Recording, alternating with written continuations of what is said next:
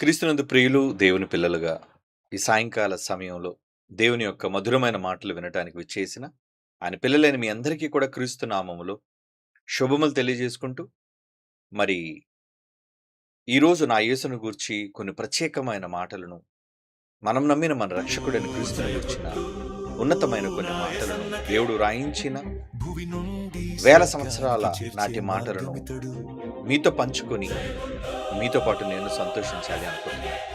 ప్రియులారా, మనం మాట్లాడుకోబోతున్న యేసుక్రీస్తు అనే ఒక వ్యక్తి సాధారణమైన ఆయన కారు అని, జగద్విదితమని, ప్రపంచ ఏలికలను తలదన్నే ఒక గొప్ప సామ్రాజ్యాన్ని ప్రారంభించారు అని, ఆయన సామ్రాజ్యం అంతము లేనిదిగా ఉంటుంది, సూర్యుడున్నంత వరకు ఈ విశ్వం ఉన్నంత వరకు ఆయన పాలన కొనసాగుతుంది అని నమ్మే కోట్లాది మంది అత్యధిక క్రైస్తవ జనాంగంలో మనం కూడా ఉండటం అనేది నిజంగా ఆశీర్వాదకరం. ప్రియులారా, యేసు అన్న నామములో ఎంత గొప్ప రక్షణ ఉందో, ఎంత గొప్ప ఆధిక్యత ఉందో నిజంగా దేవుడు ప్రవక్తల ద్వారా పలికించిన అవే మాటలు ఆయన రాక తదనంతరం కూడా సర్వసత్యములో పరిశుద్ధాత్మ దేవుని ద్వారా పలికించిన మాటలు అని అనేక సార్లు మన బైబిల్లో చదువుతున్నాం. అయితే యేసుక్రీస్తు వారిని గురించి మనం మాట్లాడుకునేటప్పుడు ఆయనకి ఒకవేళ మనం జేజేలు కొట్టాలి అంటే, స్తోత్రాలు చెప్పాలి అంటే, మన హర్షధ్వానాలు తెలియజేయాలి అంటే, ఆయన సాధించిన ఎన్నో ఘన విజయాలు, భూమి మీద అడుగుపెట్టిన నాటి నుండి ఈ లోకాన్ని విడిచినంత వరకు శరీరంలో ఆయన చేసిన గాథలు, భూమి మీద జరిగించిన ఎన్నో యథార్థ సంఘటనలు నేటికి చరిత్రలో చెరగని మరి శిలాక్షరాలుగా ఉన్నాయి అని ఖచ్చితంగా మనం అందరం ఒప్పుకొని తీరాలి. అందుకే ఎవరు ఎన్ని మాట్లాడుతున్నా ఆయనపై, ఎవరు ఎన్ని అపవాదులు వేస్తున్నా ఆయనపై, నిజంగా ఆయనకున్న ఖ్యాతి, కీర్తి ఇసుమంతా కూడా తగ్గకపోవటం అనేది చాలా గొప్ప విషయం. సర్వసాధారణంగా లోకంలో ఎవరిని గూర్చైనా చెడు మాట్లాడితే వెంటనే మనుషులు ఆ చెడును బట్టి ఆయనకు దూరం అవటం, నిజానిజాలు తెలియకుండా ప్రార్థన చేసుకోవటం, ఇవన్నీ కూడా జరుగుతుంటాయి. కానీ యేసును గూర్చి ఆయన బ్రతికున్నప్పటి నుండి, అనగా నేటికి 2000 సంవత్సరాల నాటి నుండి ఆయనపై ఇన్ని అపవాదులు ఆయన కిట్టని వాళ్ళు, ఆయన యొక్క మాటలను అంగీకరించిన వాళ్ళు నేటికి బురద జల్లుతున్న, నిజంగా ఆయన యొక్క గ్రాఫ్ అంటారు దాన్ని. గ్రాఫ్ అంటే నానాటికి ప్రజల మధ్య ఆయన కోసం పెరుగుతున్న ఆదరణ, ప్రజాదరణ అంటారు. అది నిజంగా తగ్గకపోవటం అనేది ఎంత ఆశ్చర్యం. ప్రియులారా, నేడున్న ప్రస్తుత పరిస్థితులను గురించి మనం ఆలోచించగలిగితే, ఈరోజు ప్రపంచ దేశాలలో ఒక గొప్ప దేశంగా పేరు తెచ్చుకున్న ఇజ్రాయెల్ దేశం, అలాంటి ఇజ్రాయెల్స్ నేటికి ప్రపంచమంతా అంగీకరిస్తున్న యేసుక్రీస్తుని శకపురుషునిగా, వాగ్దాన పుత్రునిగా, మెస్సియగా అంగీకరించకపోవటం అనేది చాలా విచారకరం.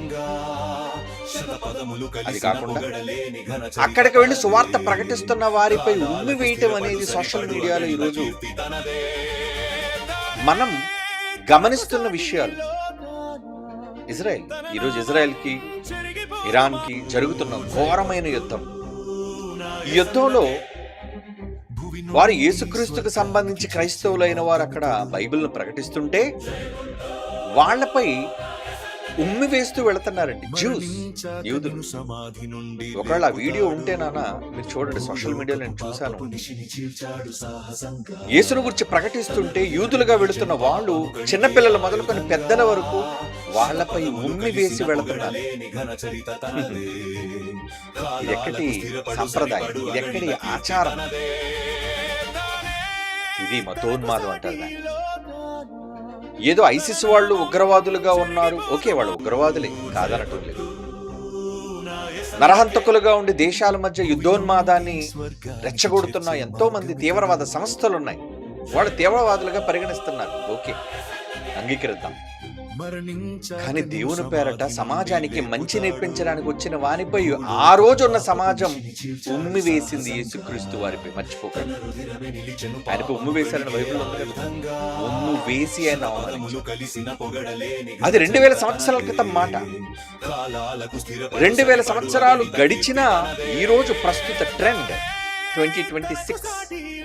ఇప్పుడు కూడా మరి ఇజ్రాయెల్ దేశంలో క్రీస్తును ప్రకటిస్తున్న వాళ్ళపై ఉమ్మి వేసుకుంటూ వెళుతున్నారు అంటే ఎంత దారుణమైన పరిస్థితిలో ఉన్న వీళ్ళు అమాయకునిపై, మంచి వానిపై, ఏ కీడు చెయ్యని వానిపై, తనను కొట్టినా తిరిగి శపించని వానిపై ఉమ్ము వేయగలుగుతున్నారు అంటే ఎవరు మతోన్మాదులు మీరు చెప్పండి. ఏదో ఇజ్రాయేలీలు కాబట్టి దేవుని చేత ఆశీర్వదింపబడిన వాళ్ళు అంటే నమ్మిన వాళ్ళు. పౌలు ఇశ్రాయేలీయుడే, మంచివాడు, నమ్మినవాడు. పేతురు ఇశ్రాయేలీయుడే, మంచివాడు, నమ్మినవాడు. మొదటి శతాబ్దపు పెంతెకోస్తు పండుగ దినాన మారిన 3000 మంది క్రైస్తవులు యూదులే, మంచివాళ్ళు, తమ బ్రతుకులను మార్చుకున్న వాళ్ళు. కానీ నేటికి మారని ఇజ్రాయెల్ దేశంలో యూదులైన వాళ్ళు ఉన్నారు. నేటికి వాళ్ళు క్రీస్తుని అంగీకరించటం లేదు. వాళ్ళు ఉమ్మి వేస్తున్నారు అంటే ఎవరు వాళ్ళు చెప్పండి. తిరిగి కొట్టని వాడిని కొట్టేవాడు బలవంతుడు అంటారా? తిరిగి శపించలేని వాడు, ప్రేమించే వానిపై కూడా దాడి చేసే వాళ్ళని ఏమంటారు? మతోన్మాదులు. అవునండి, ఈరోజు క్రైస్తవులు సువార్త ప్రకటిస్తుంటే వాళ్ళు చెంపల మీద కొడుతున్నా తలదించుకుంటూ వెళ్ళిపోతున్నారే. ఇప్పుడు ఎవరు మతోన్మాదులు చెప్పండి? మతం మారుస్తున్నారని చెబుతున్న వీళ్ళ ఏమండి? దాడికి గురై కూడా తలదించుకొని వస్తున్న వాళ్ళ ఎవరు మతోన్మాదులు? ప్రియులారా, ఈరోజు మంచికి చెడుకి తేడా తెలియని సమాజంగా మారిపోయింది ఈరోజు. కనుక యేసుక్రీస్తు వారు ఆ రోజు భూమి మీదకి రావడానికి గల ప్రధాన కారణం తండ్రి చేత పంపబడ్డాడు ఆయన. నేను తండ్రి చేత పంపబడిన వాడును, మీ నిమిత్తమే వచ్చాను. మొత్తం ఎవరి కోసం వచ్చానని చెప్పాడండి ఆయన మత్తయి సువార్త 10వ అధ్యాయంలో. నశించు ఇశ్రాయేలు యొద్దకు, గొర్రెల యొద్దకు నేను పంపబడ్డాను. నశించిన గొర్రెల యొద్దకు నేను పంపబడ్డాను. ఎవరా గొర్రెలు? ఫస్ట్ జ్యూస్, ఇజ్రాయలైట్స్ అంటారు వాళ్ళు. వాళ్ళ దగ్గరకు ఆయన వెళ్ళాడు, కానీ వాళ్ళు స్వీకరించారా? స్వజనులే ఆయన చంపేశారు. స్వజనులే, సొంత ప్రజలే, రక్త సంబంధీకులే ఏమండి ఆయన తృణీకరించారు. అది నాడున్న సమాజం. అదే సంతతులకు చెందుతున్న ఈ రోజు కూడా ఆయన అంగీకరించకుండా, కనీసం ఆయన చెప్పిన మంచిని కూడా స్వీకరించలేని దారుణమైన పరిస్థితుల్లోనికి ఈ రోజున్న ఇశ్రాయేలీస్ కూడా వెళ్ళిపోయారండి. కనుక ఒకరినొకరు మతోన్మాదంతో యుద్ధాలు చేసుకుని సామాన్య ప్రజానీకాన్ని కూడా ఎంతో ఇబ్బందులకు గురి చేస్తున్న వైనం పరిస్థితులు ఈరోజు మనం చూస్తున్న ప్రపంచ దేశాలు. నిజానికి ఆయన వచ్చింది దేనికి? మతస్థాపన కోసమా? కాదండి. ఆయన రావడం వెనక ఎన్నో బలమైన కారణాలు ఉన్నాయి, బలీయమైన కారణాలు. మనుష్యుల క్షేమం కోసం,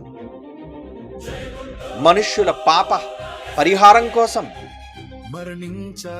మనుష్యులను తండ్రి యొద్దకు నడిపించటం కోసం, భూమి మీద ఉన్న సర్వ మానవాళికి పరలోక రాజ్య ప్రాప్తిని అనుగ్రహించటం కోసం ఆయన వచ్చాడు. కానీ అంగీకరిస్తుందా? ఈ లోకం ఆయన అంగీకరిస్తుందా? చంపేవాళ్ళని, హతమార్చిన వాళ్ళని హీరోలు అంటుంది ఏమండి. కానీ ప్రాణం పెట్టిన వాళ్ళని, కాపాడిన వాళ్ళని, క్షమించిన వాళ్ళని అసమర్థులు అనుకుంటుంది, చేతకాని వాళ్ళు అనుకుంటుంది. అంటే లోకానికి ఎంత వెర్రి పట్టిందో ఆలోచించండి ప్రియులారా. లోకం ఎంత దారుణంగా దిగజారిపోతుందో ఆలోచించండి. దిగజారుతుంది లోకం. అవును, దిగజారుతుంది. యేసుక్రీస్తు వారు భూమి మీదకి రావడానికి గల ప్రధాన కారణం మనుష్యులను పాప కూపములో పడిపోయిన వారిని లేవనెత్తడానికి ఆయన వచ్చాడు. పాపమనే ఉక్కు సంకెళ్లలో బిగింపబడిన వాళ్ళని, చెరలో బంధింపబడిన వారిని, ఏదైతే ఏ పాపమైతే చెర చేస్తుందో ఆ చెరనే చెరగొనిపోయిన వాడు. అదే అంటాడు చెరను చెరగా ఆయన తీసుకుని పోయాడు. చెరనే చెర చేసంటే జైలునే, ఏ జైలు అయితే, ఏ చట్టం అయితే మనుష్యులను, పాప నియమం అయితే మనుష్యులను అరెస్ట్ చేస్తుందో, బందీలుగా చేస్తుందో, ఆ చట్టాన్ని చెర చేశాడు. దాన్నే ఆయన అరెస్ట్ చేశాడు, దానిని ఆయన బందీ చేశాడు. ఆయన అవరోహణం అవ్వటంలోనూ ఉద్దేశం మనకి విరోధంగా ఏమండి మనలను పాతాళానికి నడిపిస్తున్న విధానాల నుంచి మనుష్యులను కాపాడి దానిని చెరచేసి ఆయన ఆరోహణమయ్యాడు. కనుక ఆయన వచ్చిన మంచి, ఏదైతే మంచి కోసం వచ్చాడో ఆ మంచిని ప్రకటించటం ఆయన ఆరంభించాడు. ఆయన స్వరం విప్పిన నాటను ఆయనకి ఏ పక్షపాతం లేదు, సమరయులను లేదు, అంటరాని వారని లేదు. ఎందుకంటే ఆ కాలంలో అంటరానితనం ఉంది, మీకు తెలుసు. సమరయులు వాళ్ళ త్రోవల్లో కూడా వెళ్ళకూడదు. కానీ ఆయన రోగగ్రస్తులైన కుష్టివారిని సైతం వాళ్ళ దగ్గరకు వెళ్ళి ముట్టుకొని శుద్ధులుగా చేయటం కోసం ఆయన చేయి చాపిన విధానం. సమాజం వారిని వెలివేసిన వారి దగ్గరికి వెళ్ళి వాళ్ళు ప్రేమించి వాళ్ళని ముట్టి స్వస్థపరిచిన నైజమైనది. అలాగే స్వస్థపరచడం మాత్రమే కాదు, అంటరాని వారిని సైతం వాళ్ళ దగ్గరికి వెళ్ళి అమ్మ నీళ్ళు ఇస్తావు కొంచెం తాగడానికి, కనీసం సహవాసం కూడా చేయడానికి తృణీకరింపబడిన అనగారిన వర్గాన్ని ఏం చేశాడు ఆయన? తనతో కలుపుకున్నాడు. అంటే మనుష్యుల మధ్య ఉన్న విభేదాలను రూపుమాపి మానవులంతా ఒకే తండ్రి పిల్లలు, మనమంతా ఒకే దేవునికి చెందిన వాళ్ళము అనే గొప్ప రాజ్య సువార్తను, దేవుని రాజ్య సువార్తను ప్రకటించి సమానత్వాన్ని నెలకొల్పి సమాజంలో ఉన్న అసమ్మతిని, దోపిడీ విధానాన్ని వ్యతిరేకించాడు. దానికి సాక్ష్యం జక్కయ్య. పంచి అన్నాడు. అంటే ఆయన చేసిన ఎన్ని సామాజిక కార్యక్రమాలు. ఇప్పుడు కాదండి, మన భారతదేశంలో ఏమండి సామాజిక సంస్కర్తలు, సంఘ సంస్కర్తలు అంటారు వాళ్ళు. సమాజంలో ఉన్న తేడాలను, వర్గ విభేదాలను రూపుమాపడానికి వచ్చిన వారిని సంఘ సంస్కర్తలుగా మనం పేరు పెట్టి పిలుచుకున్నాం, చరిత్రలో చదువుకుంటున్నాం.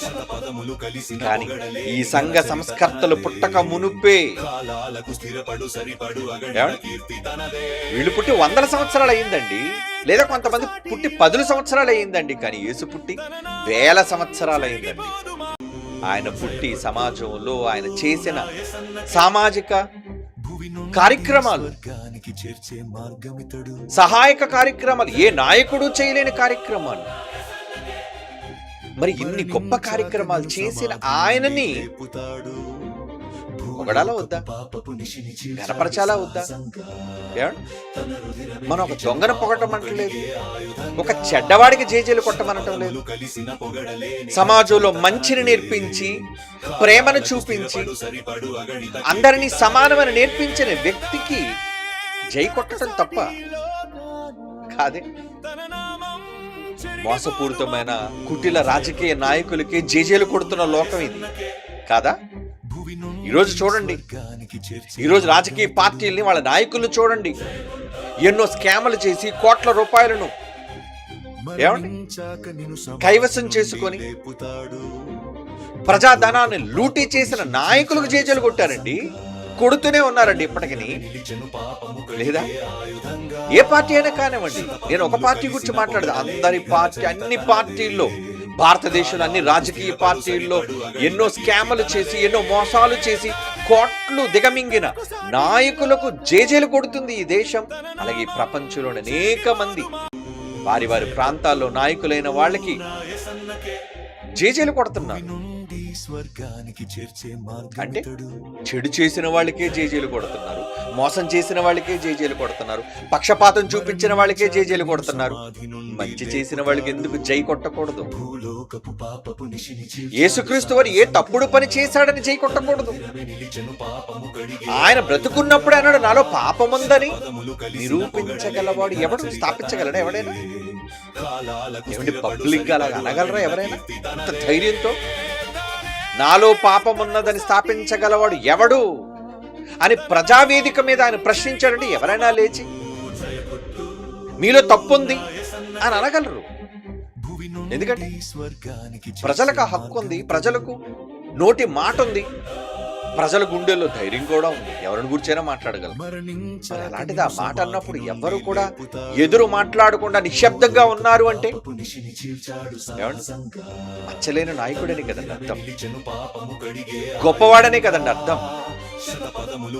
కానీ అలాంటి గొప్పవాడైనా ఆయనను ఈరోజు కీర్తించడానికి ఎందుకో భయపడుతున్నారు.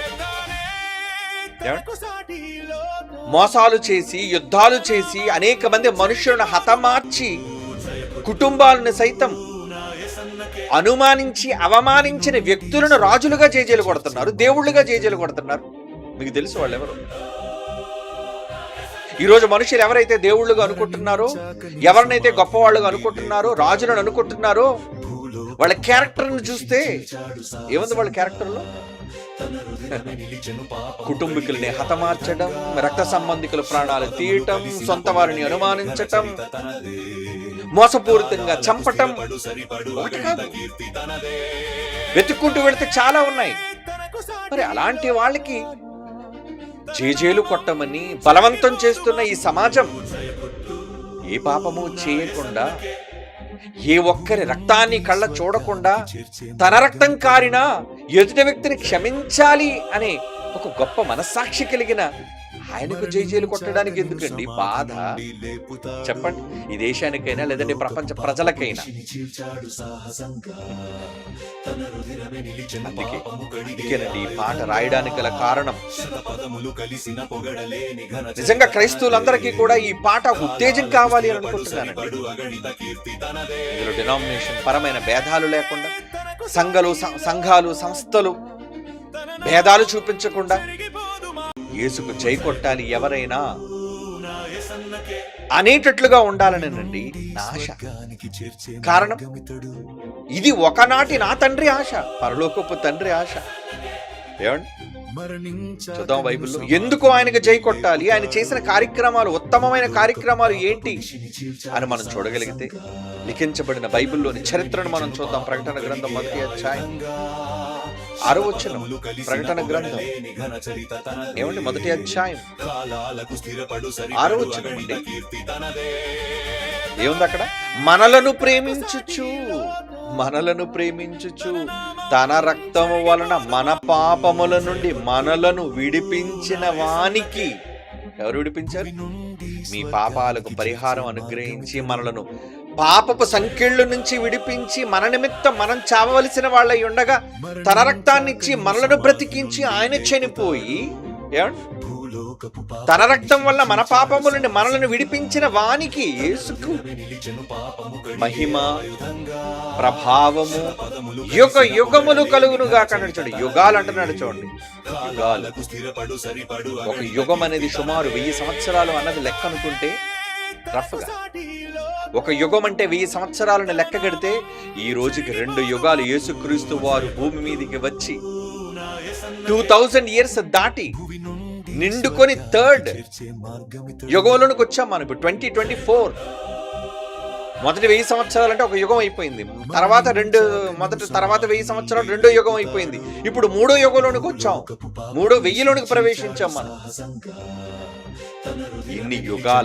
ఎన్ని యుగాలైనా అంటున్నాడు చూడండి. యుగ యుగములు మహిమ ప్రభావం ఏమండి కలుగునుగాక. ఆమేన్. ఎందుకు ఆయనకి మనం మహిమ ప్రభావములు కలుగు చేయాలంటే యుగ యుగములు ఆయన మనలను తన తండ్రి యుగ దేవునికి ఒక రాజ్యముగాను యాజకులుగా చేశారట. మనలందరినీ ఎలా చేశారండి? రాజ్యం. పిలాతుతో చెప్పాడు, నా రాజ్యం అంటే ఇలాంటిది కాదు, నన్ను ప్రేమించే వాళ్ళ రాజ్యం, ప్రజలను క్షమించే వాళ్ళ రాజ్యం. నిజంగా ప్రేమించి క్షమించే వాళ్ళుగా ఉండాలి, పగ తీర్చే వాళ్ళుగా ఉండకూడదు. ఈ మధ్యన చూసారా, ఎవరో ఒక పాస్టర్ అని చెప్పుకొని సంఘంలో ఒక డిప్యూటీ సీఎం హోదాలో ఉన్నవాడిని మొక్కలుగా నరకాలి అంటున్నాడంటే సేవకుడు అలాంటి వాడు. అంటే యేసు ఏమి నేర్పించాడు, నువ్వు సంఘంలో ఏమి నేర్పిస్తున్నావు? నీలాంటి వాళ్ళు సేవకులు కారయ్య. నీ వల్ల దేవుని నామానికి అపకీర్తి. అంటే ఈరోజు నా క్రైస్తవ సమాజం వల్ల నుండి క్రీస్తు దూషింపబడుతున్నాడు. బోధలు రాక, బైబిల్ తెలియక, ఆవేశాలను నేర్పిస్తూ. అంతేనా? ఏం నేర్పిస్తున్నారు? క్రైస్తవుడుగా ఆయుధం పట్టమనా నువ్వు చెప్పేది? మరి నీ నాయకుడు ఏం చేశాడు? ఆయుధం ఎందుకు పట్టుకుని వదిలే అన్నాడు. పట్టుకున్న ఆయుధాన్ని బలవంతంగా వదిలేయమన్నాడు ఆ నాయకుడు. మరి ఆ నాయకుడికి అనుగుణంగా ఉండవలసిన నీ నాయకత్వంలో ప్రజలకు నువ్వే నేర్పిస్తున్నావు? నరికేయమన్నా, చంపేయమన్నా, మొక్కలు చేయమన్నా. ఇక ఉగ్రవాదులకి వీళ్ళకి తేడా ఏంటి చెప్పండి? యేసుక్రీస్తు వారిని గురించి మనం మాట్లాడితే ఆయన మనలను తండ్రి యొక్క దేవునికి రాజ్యముగా యాజకులుగా చేశాడు. ఈ లోకం పక్షాన దేవుణ్ణి వేడుకునే యాజకత్వం, పూజారులుగా చేశాడు మనల్ని. పూజారులు అనగానే ఎవరో కొంతమందికి పుట్టుకతో వచ్చే పూజారి ఏమంటారు దాన్ని, యాజకత్వం అనుకునే వాళ్ళు లోకంలో చాలా మంది ఉన్నారు. కానీ యేసుక్రీస్తు రక్తాన్ని బట్టో శరీరాన్ని బట్టో ఎవరిని యాజకులుగా చేయాలని అనుకోలేదు. ఎవరైతే తన ధర్మంలో తన మార్గంలో నడుస్తారో వాళ్ళందరినీ కూడా యాజకులుగా చేయాలి అనుకున్నాడు, చేశాడు. ఎవరైతే యథార్థంగా నమ్ముతున్నారో, ఒక పౌలు ఒక యాజకుడు, ఒక స్టెఫెను ఒక యాజకుడు, అపోస్తలుల యాజకులు, మొదటి శతాబ్దపు క్రైస్తవుల యాజకులు, రాజులు వాళ్లే, యాజకులు వాళ్లే. అలా చేశాడండి ఆయన, అలా తీర్చిదిద్దాడండి ఆయన. అంటే ఎంత తేడా! కనుక ఆయనకు మహిమ ప్రభావములు యుగ యుగములు కలగాలి. మొదటి శతాబ్దంలో జైలు కొడితే అలా యుగంలో కూడా జైలు కొట్టాలి కదా. ఎందుకంటే ఆయన ఏం చేయడానికి వచ్చాడు? ఆయన అవతరణ. యేసుక్రీస్తు గారి యొక్క అవతరణ అంటే పైనున్న లోకం నుంచి భూమి మీద ఉన్న దిగువ లోకానికి ఆయన దిగి వచ్చాడు. అది అవరోహణం. అవతరణ అంటున్నారు దాన్ని. అంటే అవతరణ అంటే పైనుంచి క్రిందకి దిగడం. పరలోకం నుంచి భూమి మీదకి దిగి వచ్చాడు.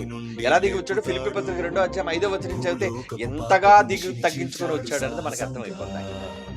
మనుష్యుడుగా పుట్టి, పేదవానిగా జన్మించి, తన విప్లవాన్ని పేదవాళ్లతో ఆరంభించి ప్రజల హృదయాలను కొల్లగొట్టిన ఒక మంచి సేవకుడు, మంచి నాయకుడు. ఏమండి? ఏప్రిల్ రాసిన పత్రిక 13వ అధ్యాయం 12వ వచనం. ఏప్రిల్ రాసిన పత్రిక 13వ అధ్యాయం 12వ వచనం. కావున యేసు కూడా తన స్వరక్తము చేత ప్రజలను పరిశుద్ధపరచుటకి గవిని వెలుపట శ్రమ పొందెను. ఏమంటే ఆయన సిలువును ఎక్కడానికి గల కారణం ఏమంటున్నాడు?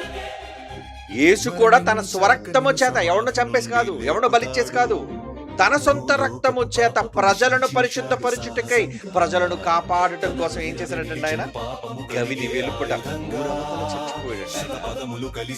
బలవంతంగా ప్రజలందరూ ఆయన కొట్టుకొని తీసుకుని వెళ్లి సిలువ అతన్ని భుజాల మీద వేసి గుల్గతో కొండ వరకు ఆయన్ని అవమానించుకుంటూ ప్రజల మధ్య ప్రదర్శించుకొని తీసుకువెళ్ళి అక్కడ కదండి ఆయన సిలువ వేసి చంపేశారు. గవిని వెలుపట అంటున్నాడు చూడండి. ఊరు బయట వెలుపట శ్రమ పొందెను. శ్రమ, కష్టం, బాధ అనుభవించాడు.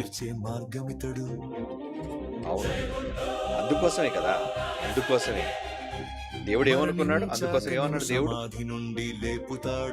తన కుమారుడు ఇక ఉన్నతమైన కార్యక్రమాన్ని చేయడానికి వచ్చాడు కనుకనే బాప్తీసం తీసుకోవడానికి మునిగిన మరుక్షణం ఆకాశం నుండి వచ్చిన శబ్దం ఏంటి?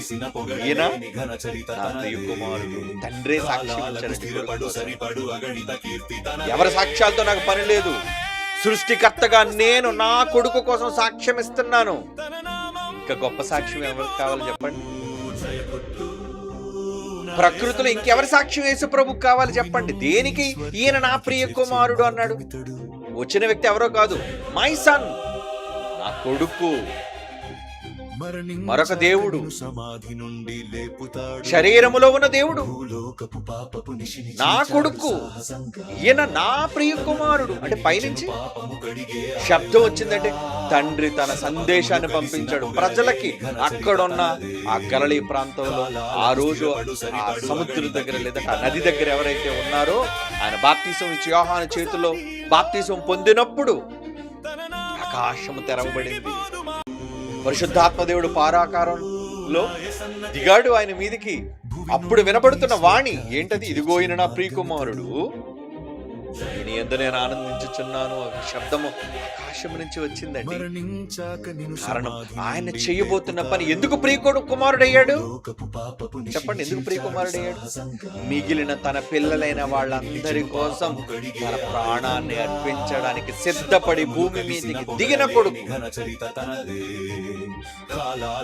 ఎవరు? ఏ కుమారుడు చెప్పండి ఉన్నత స్థాయిని వదులుకొని దిగువ స్థాయికి దిగుతాడు? కానీ ఆయన వచ్చాడు. అందుకు తండ్రి సంతోషించాడు. నీ అందరూ నేను సంతోషిస్తున్నాను ఆయన. నువ్వు సిలువను ఎక్కబోతున్నావు గనుక, నువ్వు నా కోసం అనేక మందిని క్రయధనంగా కొనబోతున్నావు గనుక, నీ రక్తం ఇచ్చి నీ రక్తాన్ని పెట్టుబడిగా పెట్టి కొంటున్నావు నాయన, కొనబోతున్నావు. I proud of you. పిల్లలు గొప్ప పనులు చేసినప్పుడు తల్లిదండ్రులు చాలా, మన పిల్లలకి ప్రైజ్లు వచ్చినప్పుడు కానీ, గిఫ్ట్స్ వచ్చినప్పుడు కానీ, ప్రజలు పొగిడినప్పుడు కానీ తల్లిదండ్రులు ఎంత పొగిడిపోతుంటారు. దేవుడికి కూడా తన కుమారుని విషయంలో సంతోషం కలిగిందట. ఇప్పుడు ఎందుకు కలిగింది? అనేకులు సంతోషిస్తున్నారు, నేను సంతోషిస్తున్నాను.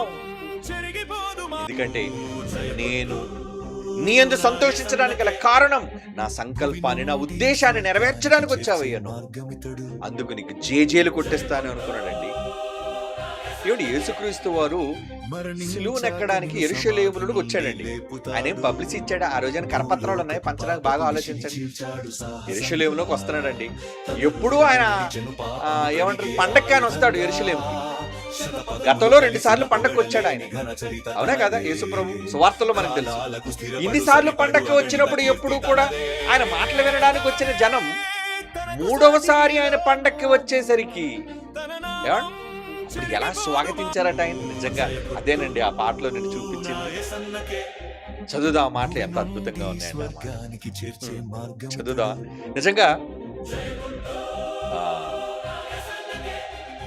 యోహాను సువార్త 12వ అధ్యాయం చూడండి. యోహాను సువార్త 12వ అధ్యాయం 12వ వచనం. మరునాడు ఆ పండుగకు వచ్చిన బహుజన సమూహం యేసు యెరూషలేమునకు వచ్చుచున్నాడని విని, అంటే కేవలం మౌత్ పబ్లిసిటీ అంటారు దాన్ని. మౌత్ పబ్లిసిటీ అంటే తెలుసు కదా మీకు. ఒకరితో ఒకరు చెప్పుకుంటే యేసన్న ఆయన వస్తున్నాడట, యేసన్న వస్తున్నాడు. యేసు అనే వ్యక్తి యెరూషలేముకు వస్తున్నాడట. ఎప్పుడో పోయిన సంవత్సరం ఆయన వచ్చాడు పండక్కి, మరలా ఇప్పుడు వస్తున్నాడు. అవునా, చూద్దాం అంటే చూడాలి అని ఒక ఆసక్తి ప్రజలలో ఉంది. అందుకే కదండి, లేదా పుట్టోడైనా జక్కయ్య మేడి చెట్టు ఎదిగి ఎక్కాడు చెప్పండి. అంటే ప్రజలకి ఆయన మీద ఒక ఇష్టం. ఎందుకు? ఒక నాయకుడు కనుక మంచి చేసిన వాడిని చూడాలనుకుంటారు కదండి. ఈరోజు జగన్ వెళుతున్నాడు ఎక్కడికైనా, ఏంటండి జనం అలా పోతుంటారు. ఓ రోడ్లు నిండిపోతున్నాయి, వీధులు నిండిపోతున్నాయి, విపరీతమైన జనం. ఎందుకు ఒక వ్యక్తిని చూడడానికి ప్రజలు వస్తారు? అతని మీద అభిమానం ఉంటేనే గాని. కొంతమంది రాజకీయ నాయకులు ఉన్నారులేండి, డబ్బులు ఇచ్చి జనాలు రప్పించుకునేవాళ్ళు. అది గొప్పతనం కాదు, అది నాయకత్వం కాదు, మూర్ఖత్వం అంటారు దాన్ని. నువ్వు జనాలు రప్పించుకొని జేజేలు కొట్టించుకోవడం గొప్ప కాదు. ఏమంటే ఈరోజు ఒక రాజకీయ పార్టీ మీటింగ్ జరిగిందంటే ప్రతి చోటకి కూడా కింద ఉన్న నాయకులందరూ కూడా కేడర్లో ఉన్న నాయకులందరూ ఏం చేస్తారో తెలుసా అండి? అరే, మీ గ్రామానికి ఒక టెంపో పంపిస్తున్నాం, ఇదిగో మీ ఊరికి ఒక లారీ పంపిస్తున్నాం, ఎక్కించుకొచ్చే జనాల్ని ఎంతమందిని ఎక్కిస్తే వీళ్ళందరికీ ఆ లారీ ఎక్కించే వాళ్ళందరూ ఒక నాయకుడు ఉంటాడు. ఒరే, నీకు ఎంత డబ్బులు అప్పు చెప్తున్నాను, ఇగో వచ్చిన వాళ్ళందరికీ పులిహోర పొట్లం, వచ్చిన వాళ్ళందరికీ ఒక చీర, ఏమండి లేదంటే ఒక మందు సీసా. మీకు తెలుసు నేను చెప్తుంది నిజమో కాదు. ఎలా ఆశలు చూపించి ఒక రాజకీయ పార్టీ మీటింగ్ కి జనాలు కోకొల్లలుగా రప్పించే వాళ్ళు ఉన్నారండి. అదే నాయకత్వం. ఈ మధ్య కాలంలో తమిళనాడులో విజయ్ దళపతో ఏంటో తెలుసు, విజయ్ అనుకుంటున్నాను, విజయ్ తెలుసు నాకు ఆ పేరు. ఆ విజయ్ అన్న పేరు నిజంగా ఏంటండి అంటే ఒక సినిమా నటుడుగా ఉండి ప్రజలను చూడడానికి వస్తున్నాడని తొక్కిసలో చచ్చిపోయారండి చాలా మంది. తొక్కిసలాట చూడటానిక తెర మీద చూస్తున్నావు కదా, నో, నాయకుడు ప్రత్యక్షంగా వస్తున్నాడు, మేము చూడాలా ఆయన్ని. ఆసక్తి అండి. ఎవరు ఆపగలరు ప్రజల్ని ఎవరండి ఆపగలరు? వస్తున్నాడన్న సమాచారం తెలిస్తే చాలు ప్రజలు పోటెత్తడం అంటారు దాన్ని. వాళ్ళుగా ఇష్టంతో రావటం, నువ్వు బలవంతంగా రప్పించడం కాదు. నిజంగా నువ్వు నాయకుడు అయితే నేను పలానా ఊరు వస్తున్నానని చెప్పు చూడు, ఎవ్వరికి నయా పైసా ఇవ్వకుండా నీకు నిజంగా జనసందోహం వచ్చిందంటే నువ్వు నాయకుడు.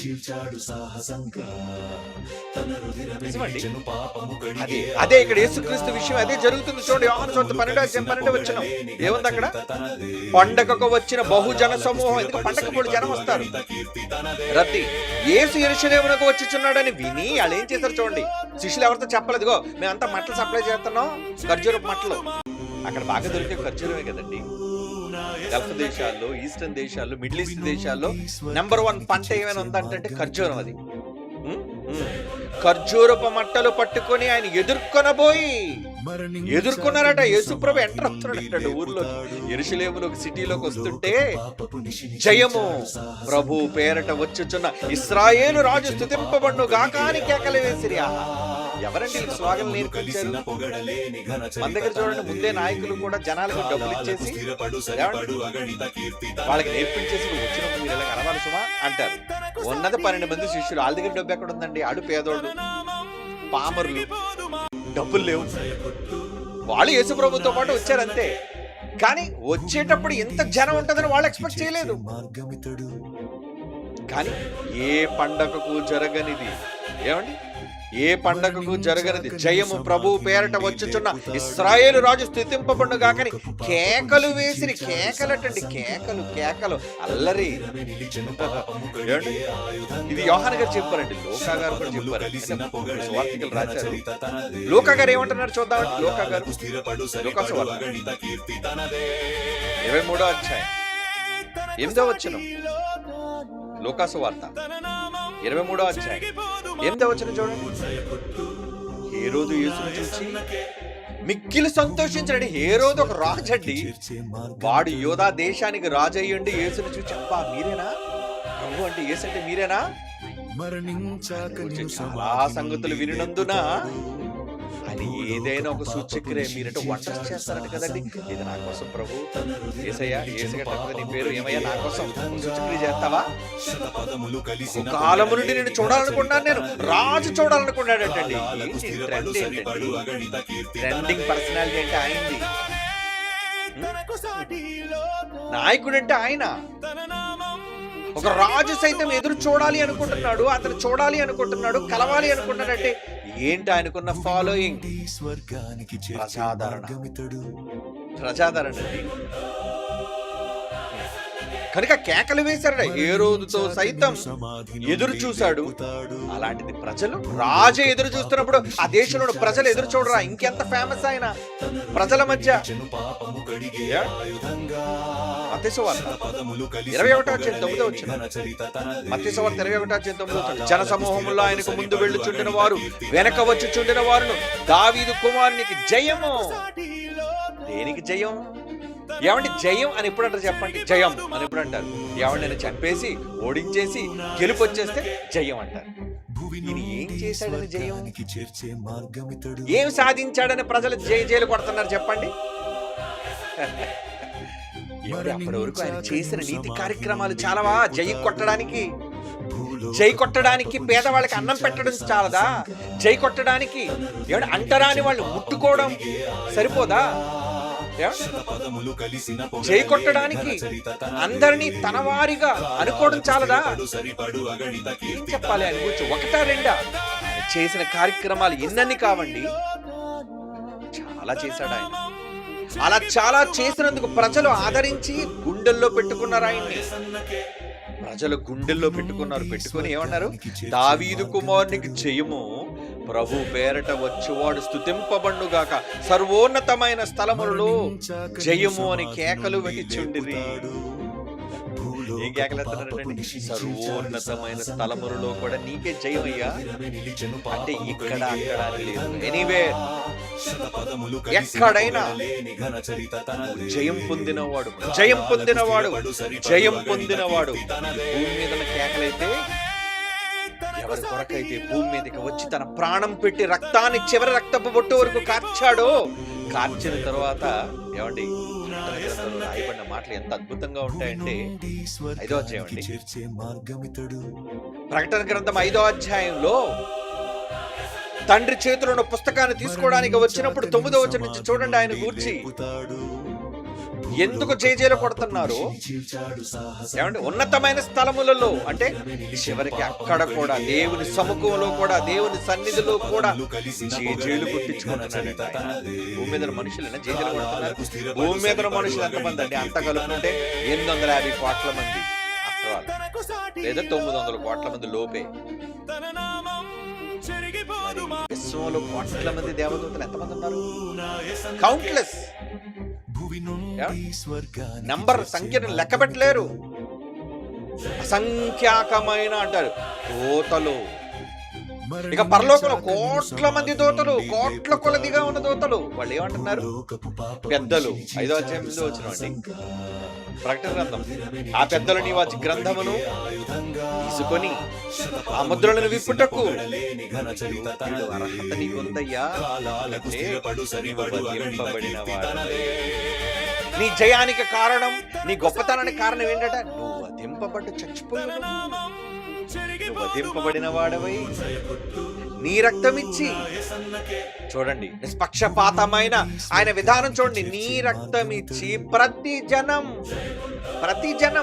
ప్రతి వంశం, ఆయా భాషను మాట్లాడు వారిలోను, ప్రతి ప్రజలోను, ప్రతి జనములోను దేవుని కొరకు మనుష్యులను కొని ఆ దేవుని కొరకు రాజ్యంగా చేశావయ్యా.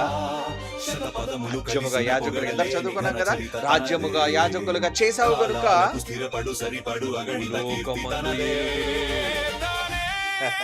భూలోకమందు ఏలిక నువ్వు. మరి ఏలిక జై కొట్టాలో వద్దా? ప్రాణం పెట్టినందుకు,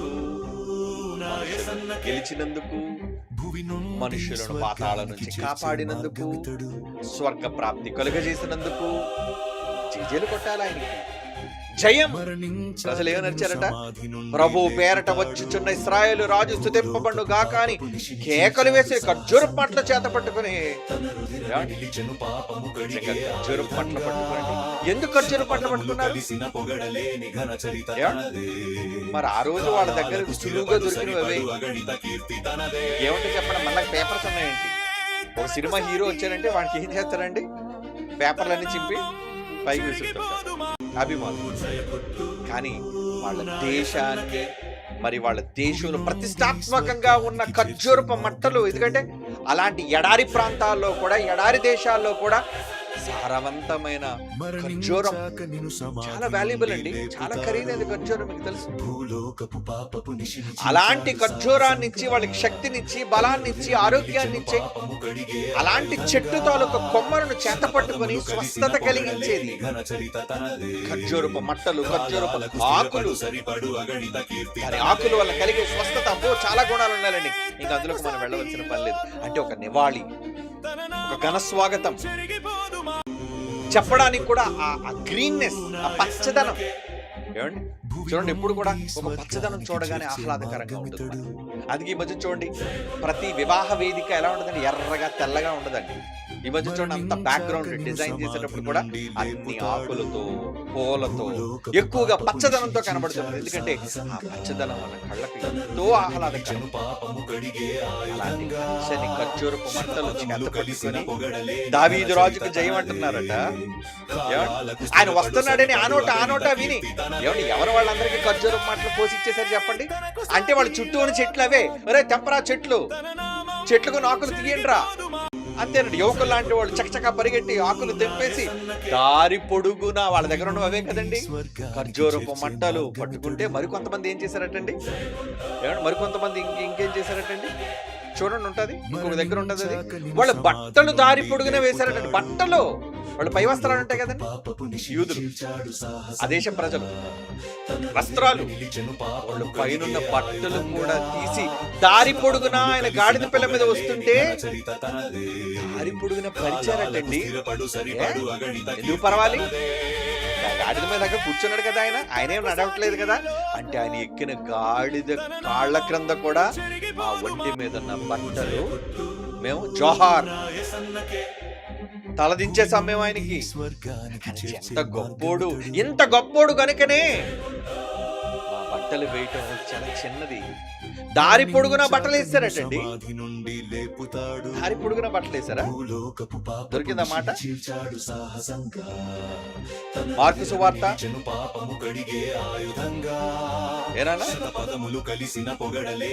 లూకా సువార్త 19వ అధ్యాయం 36 చూడండి, 36. లూకా సువార్త 19వ అధ్యాయం 36. ఆయన వెళ్ళుచుండగా బట్టలు దారి పొడుగున పరిచి. ఏంటండి ఆహ్వానం? ఏంటి ఆహ్వానం? ప్రజలు మనల్ని ఘనంగా ఆహ్వానిస్తుంటే మనం ఎంత పొంగిపోతాం. ప్రజలు మనల్ని ఆహ్వానించాలి అంటే వాళ్ళ గుండెల్లో ఆదరణ ఉంటేనే కదండి ఆదరించేది. అలాగే మత్తయి సువార్త 21వ అధ్యాయం 7వ వచనంలో కూడా ఉంది చూడండి. గాడిదను దాని పిల్లలను తమ బట్టలు వేయగా ఆయన బట్టల మీద కూర్చున్నాడట. జన సమూహములో ఉన్న అనేక మంది తమ బట్టలు దారి పొడుగున పరిచేశారటండి. కొందరు చెట్లు కొమ్మలను సరికి దారి పొడుగున పరిచిరి. అబ్బా, ఏంటి ఘన స్వాగతం ఆయనకి! జయము రాజా, జయము నీకు మహాప్రభు. ప్రజల గుండెలను కొల్లగొట్టినవాడు కదండి రాజు. ప్రజాదరణ పొందినవాడు కదండి రాజు. వాడికి సింహాసనం ఉంటే ఏంటి, లేకపోతే చెప్పండి? ప్రజలు అంటుంటారు అప్పుడప్పుడు, ఈ రాజుకు సింహాసనం మా గుండె, ఈ రాజుకు సింహాసనం మా మనస్సు, మా మనస్సులో ఆయనకి అత్యధికమైన సింహాసనం వేసి కూర్చోబెట్టాం. ఇంకా ప్రజల గుండెలు ఇంత స్థిరమైన స్థానాన్ని సంపాదించుకుని ఏదో ఒక బంగారు సింహాసనం మీద కూర్చోలండి. అందుకే బంగారు సింహాసనం మీద కూర్చున్న వాళ్ళు పోయారు, సింహాసనాలు పోయి నెమలి సింహాసనం చేయించుకున్నాడండి మొఘలు చక్రవర్తి. నెమలి సింహాసనం ఇప్పుడు లేదు ఇండియాలో, బ్రిటిష్ వాళ్ళు ఎత్తుకెళ్ళిపోయారు అడుగు దొంగలు. అంటే ప్రజలు కోరుకున్న సింహాసనాలు, బంగారాలు, ఖ్యాతి, ప్రఖ్యాతి ఇవన్నీ ఏమైపోయి మట్టి కలిసిపోయి ఎవడు లేడు ఇప్పుడు. వాడిని శ్లాఘించేవాడు, వాడిని కొనియాడేవాడు, వాడిని పొగిడేవాడు ఎవడు లేడు. 2000 సంవత్సరాలని ఎప్పటికైనా పొగుడుతున్నారు. గొప్పడు కదా, అందుకే ప్రాణం ఇచ్చాడు గనుకనే. ఎంత గొప్ప మాట! ఉదయం నేను చదివించిన మాట చూద్దాం. ఫిలిప్పీ పత్రిక 2వ అధ్యాయం 9వ వచనం అండి. ఫిలిప్పీ పత్రిక 2వ అధ్యాయం 9వ వచనం. అందుచేత పరలోకమందున్న వారిలో గాని ముల్లోకాలలో ఉన్న వారితో చెప్తున్నాడు, పరలోకమందున్న వారిలో గాని భూమి మీద ఉన్న వారిలో గాని భూమి క్రింద ఉన్న వారిలో గాని ప్రతి మోకాలు యేసు నామాన వంగునట్లు మోకరిల్లాలట. ఆయన ముందు, ఆయన నామం ముందు మోకరిల్లాలట. ప్రతి వాని నాలుక తండ్రి అయిన దేవుని మహిమార్థమై యేసుక్రీస్తు ప్రభువు అని ఒప్పుకోనున్నట్లు రాజు అనాలట.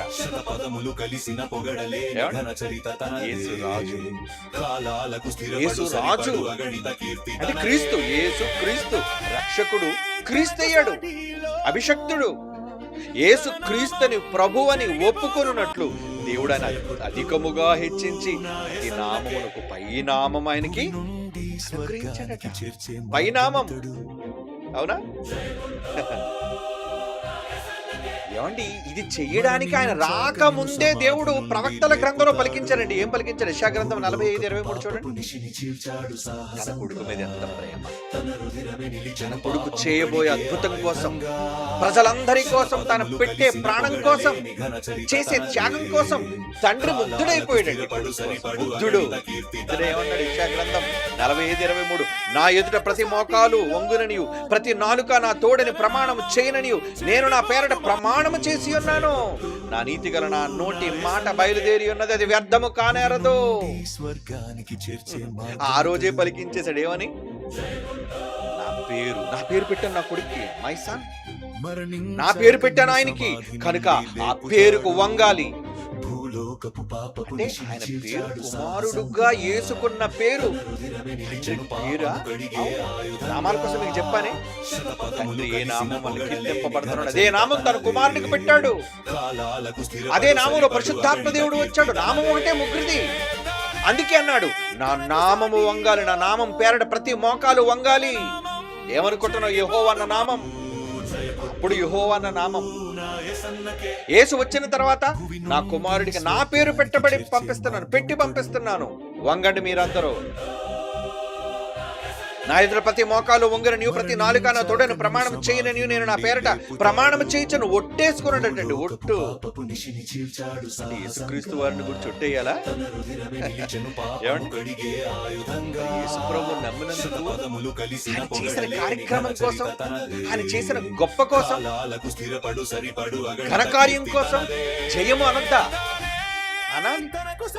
ఆ రోజే జయము అని పిలిచారు. జయహో అన్నారు ఆయనకి. దొంగలకి జై కొడుతున్న మనం, ఏమండి ప్రజలను దోచుకుంటున్న నాయకులకి జై కొడుతున్న మనం, దుస్తులకి జై కొడుతున్న మనం, ఒక ఉత్తమమైన వ్యక్తికి జై కొట్టడంలో ఏ తప్పు లేదండి. అన్ని లక్షణాలు కలిగిన ఒక సమర్థవంతుడైన నాయకుడికి, దేవుడికి జై కొట్టడంలో తప్పు లేదండి. కొరింథీయులకు రాసిన మొదటి పత్రిక 15వ అధ్యాయం 57వ వచనంలో ఏమంటాడు చూడండి పౌలు. కొరింథీయులకు రాసిన మొదటి పత్రిక 15వ అధ్యాయం 57వ వచనం, మన ప్రభువైన యేసుక్రీస్తు మూలముగా మనకు జయం అనుగ్రహించుచున్న దేవునికి స్తోత్రము కలుగును గాక. మనకి జయం, దేవునికి స్తోత్రం. మనకి జయం, అపవాది పైన జయం, పాపము పైన జయం. ఇన్ని జయాలు మనకు అనుగ్రహించిన ఆ జయమూర్తికి జయధ్వానాలు చేయొద్దా? ఎంత గట్టిగా బోర్లోదాలండి. అది మీరంత గట్టిగా చెప్పాలండి. మనకి నచ్చిన వాళ్ళ పేర్లు ఎంత గట్టిగా పలకాలనిపిస్తుందండి. కొంతమందిలో ఆ భావనలు ఉంటాయండి. మనకి నచ్చిన వాళ్ళ పేర్లు గట్టిగా అరిచి చెప్పాలి. పిల్లల మమ్మల్ని అభిమానించే వాళ్ళే చాలా మంది మా పేరుతో కేకలేస్తారు. ఎందుకు? అభిమానం, ప్రేమతో వాళ్ళు వేసే కేకలకు అర్థం వాళ్ళ మనస్సులో ఇచ్చిన చోటు. మరి ఈరోజు మనకి దేవుడు క్రీస్తు ద్వారా ఇచ్చిన జయానికి ఏమిచ్చారట? క్రీస్తు మూలముగా మనకు జయం అనుగ్రహించుచున్న దేవునికి ఏం చేయాలి మనం? స్తోత్రము కలుగును గాక. అంటే ఆయనకు కూడా మాకు జయం ఇచ్చిన నీకు జయం, జయహో అని పలకాలి, జయం అని చెప్పాలి, రాజు అని చెప్పాలి, జై కొట్టాలి. అదే కదండి ఆ పాఠకాలు. మనోళ్ళు బలవంతంగా కొట్టమని మనం చెప్పట్లేదు. ఆయన చేసిన కార్యాలను బట్టి దొంగలకే జై కొడుతున్న మీరు ఉత్తముడైన వానికి ఎందుకు జై కొట్టకూడదని అడుగుతున్నాం మనం. దుర్మార్గులకి జై కొడుతున్న మీరు ఉత్తముడైన దైవుని కుమారుడికి, దేవునికి, దేవుడైన యేసుక్రీస్తు వారికి ఎందుకు మీరు జై కొట్టరు అని అడుగుతున్నాం. మనకి జయాన్ని ఇచ్చిన ఆ దేవుడికి ఎందుకు జై కొట్టరు అని ప్రశ్నిస్తున్నాం మనం. ఆయనలో ఏ పాపము లేదు, ఏ పక్షపాతము లేదు, ఏ స్వార్థము లేదు, ఏ యుద్ధము లేదు, ఏ నరహత్య లేదు, ఏ దొంగతనము లేదు, ఏ మచ్చ లేని ఒక గొప్ప నాయకుడుగా ఉన్న ఆయనకి ఎందుకు జై కొట్టకూడదు అని అడుగుతున్నామండి. మన అభ్యర్థనలో ఏంటి తప్పు? ఆ రోజు యేసు ప్రభు వారు యెరూషలేములోకి ఎంటర్ అయినప్పుడు ఎవరితో బలవంతంగా జైలు కొట్టించలేదు. ప్రజలే తమ గుండెల్లో ప్రేమను నింపుకొని జైలు కొట్టారు. ప్రేమతోనే వాళ్ళు బట్టలను పరిచారు. ప్రేమతోనే ఖర్జూరపు మట్టలు చేత పట్టుకున్నారు. కనుక మన దగ్గర పొగిడితేనేంటి? నాకు అదే అనిపించిందండి. ఏమండి, యేసుక్రీస్తు వారిని గురించి ఈ పాట ఒక నెల క్రితం వరకు నాకు నిర్దేశం లేదండి. కానీ ఎందుకో దేవుడు నాలో ఈ ఆలోచన కలుగు చేశాడు. చాలా మంది యేసుక్రీస్తు వారిని పొగిడే ఉండొచ్చు, తప్పులేదు. కానీ నా వంతుగా నేను కూడా ఈ సంఘం తరపున మిమ్మల్ని అందరినీ భాగ్యవంతులుగా చేసి పాలివారుగా చేసి మీ అందరితో పాటు నేను కూడా ఆయనకు జై కొట్టే ఒక పాట రాయాలి, జై కొట్టాలి. దానికి ఆయన గొప్పతనం ఏంటో నేను పాట రూపంలో అనేక మాటల రూపంలో నిజంగా మార్కు చాలా సహకరించాడు. నిజంగా ఎంతో మంది పిల్లలు సహకరించారు దేనికి, ఆ పాటను మీ ముందుకు తీసుకొని రావడానికి. కనుక ఒక భాషలో ఏంటి, ఒక భాషలోనేనా? మిగతా భాషల ప్రజల మధ్య నాకు ఫోన్ చేస్తున్నారు, అన్నా నేను పలానా భాషలో చేస్తాను, అన్నా నేను పలానా భాషలో చేస్తాను. వెరీ గుడ్, ప్రొసీడ్ చెయ్యండి నాన్న.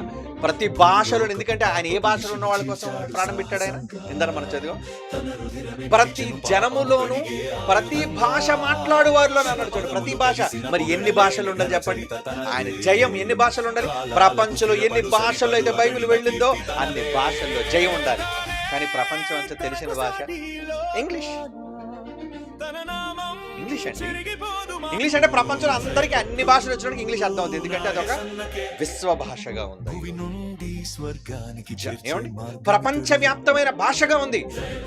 ఇక నేను ఆగలేకపోయినా, ఖచ్చితంగా ఎలాగైనా సరే ఇంగ్లీష్ లో ఈ పాట దించాలి, రాసేసారండి పాట. సేమ్ తెలుగులో ఉన్నదేనండి, అందులో మళ్ళీ అన్ని పాటలు సూట్ అవ్వండి. ఇప్పుడు తెలుగులో ఉన్న పాట ఇంగ్లీష్ వాళ్ళకి అందించాలంటే ఆ టెంపో గానీ వాళ్ళ బీట్ గానీ కుదరదు. పువ్వు కింద పరిమళం మంచి పాట, ఇది మనం ఇంగ్లీష్ లో చేసాం అనుకోండి, అది నచ్చదు అనుకోండి. అర్థం మంచిదే కావచ్చు, కానీ అది వెళ్లే విధానంలో ఆ స్పీడు ఆ రాగం కుదరదు. కానీ ఎందుకో ఈ పాట కోసం తెలుగులో చేసినప్పుడే ఎంత అద్భుతమైన రాగంతో ఎంత అద్భుతమైన రచనతో వచ్చినప్పుడు ఏమండి ఇంగ్లీష్ లో పెట్టినా సరే అలా కూర్చుండిపోయిందండి పాట. అది అలా కూర్చుండిపోయింది.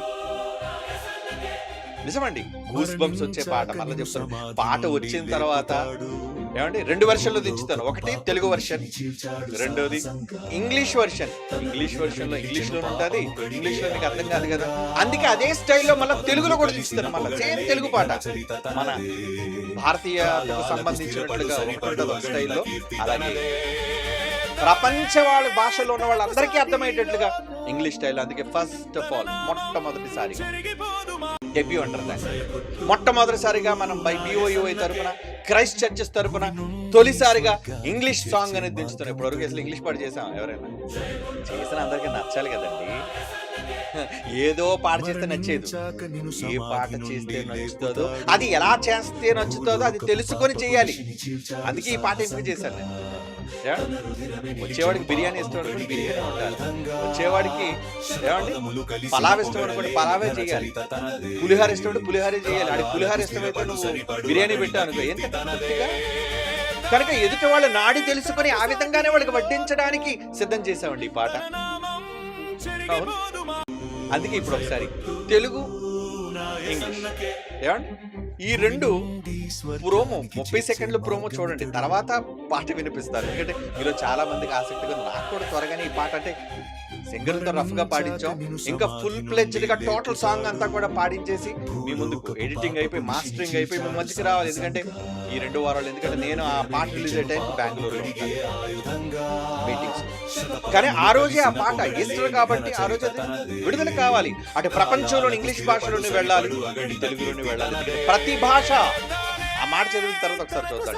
ప్రకటన గ్రంథం 5వ అధ్యాయం చూడండి ఒకసారి. ఆ మాట ఎంత బాగుందో. ఆ మాట ఆయన ప్రాణం పెట్టింది, ఆయనకి జయం ఎందుకు కొట్టాలి? ప్రతి చోట ఫ్లక్స్లు ఎందుకు పెట్టమని చెప్పాను నేను?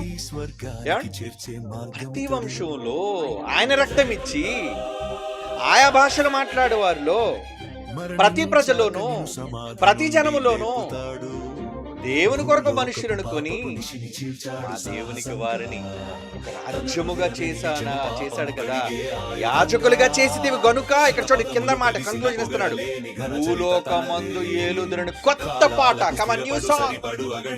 భూలోకమందు ఆయన ఎలా ఏలాడో, ఎలా ఏలబోతున్నాడో కొత్త పాట రావాలా వద్దా? మొన్నే కదండి, మన జనవరిలో 2026లోనే కదండి కొత్త ఆల్బమ్ పాటలు మీరు విన్నారు. ఇంకా ఆ పాటలు పాత అవ్వలేదు మరి, అప్పుడే కొత్త పాట. ఏమండి పాట ప్రారంభించేటప్పుడు నిజంగా దీనికోసం ఏ ఆలోచన లేదండి, ఏ ఆలోచన లేదు. ఇది పెట్టుబడి పెట్టడానికి నా దగ్గర డబ్బులు లేవండి. కానీ నాకు ఒకటే, యేసు ప్రభు వారు ముందున్నారు, నా తండ్రి మహిమార్థమై క్రీస్తు నామాన్ని గణపరచాలనేదే నా మనసులో ఉంది. ఎవరేమంటున్నా అప్పుడే పాట ఎందుకంటే, నో, ఇది చెయ్యాలి ఈ పాట అంతే. ఆయన మహిమార్థమై, నా తండ్రి మహిమార్థమై యేసుక్రీస్తు నామాన్ని గణపరిచే పాట నేను దించాలి. ఖర్చు ఎంత అయిందో తర్వాత విషయం. సింగర్స్ కోసమా? ఓకే డన్, వెళ్ళిపోదాం. Master and mixing, okay done, వెళ్ళిపోదాం. మంచి వాళ్ళతో చేయిద్దాం, పెద్ద స్టూడియోలో చేయిద్దాం. దేవుని పిల్లారా, ప్రతి భాష అన్నాడు చూడండి, ప్రతి భాష, ప్రతి భాష. అలాంటిది ప్రతి భాషలోని దేవుని గూర్చిన మాటలు. కాబట్టి నా శక్తిని బట్టి నేను కేవలం ఇంగ్లీష్ భాషలో మాత్రమే చేయగలుగుతున్నాను. అది మీ అందరికి, ఇలాంటి వాళ్ళందరూ పేదవాళ్ళు, చిన్నవాళ్ళు, పెద్దవాళ్ళు, వృద్ధులు అందరూ ఉన్నారు ఇందులో. Very good. క్రైస్ట్ చర్చ్ వాళ్ళందరూ ఉన్నారు. కనుక మీరు ఏం చేయాలి? ఈ జయాన్ని గూర్చిన పాట, ఈ జయాన్ని గూర్చిన మాట మీ ప్రాంతాలు ఎక్కడ చూసి పోస్టర్ కనబడితే జైకొట్టి వేసుకెళ్ళి, జైకొట్టి వేసుకెళ్ళి ప్రజలను ప్రశ్నింప చేయాలి. మీరు పోస్టర్ పెడతారు, ఎక్కడ పెడతారు, స్టిక్కర్ వేస్తారు, ఏం చేస్తారో తెలియదు. నీకోసం ప్రాణం పెట్టి, నీకోసం ఆ రోజు జయం పొందిన యేసు ప్రభు కోసం నువ్వు జైకొట్టలేవా? ఈ తరంలో ప్రతి యుగంలో ఆయన జై కొట్టబడాలని దేవుడు కోరుకున్నాడు. మన తరంలో మనం ఎందుకు జై కొట్టించకూడదు చెప్పండి? ఏమండి? కనుక చూద్దాం ఇప్పుడు ఒకసారి ప్రోమో. ఓకేనా? 30 సెకండ్స్ ప్రోమో తెలుగు, తర్వాత ఇంగ్లీష్ 2 వేల. భూలోకపు పాపపు నిశిని చీల్చాడు సాహసంగా, తన రుధిరమే నిలిచెను పాపము కడిగే ఆయుధంగా. శతపదములు కలిసిన పొగడలేని ఘన చరిత తనదే, కాలాలకు స్థిరపడు సరిపడు అగణిత కీర్తి తనదే.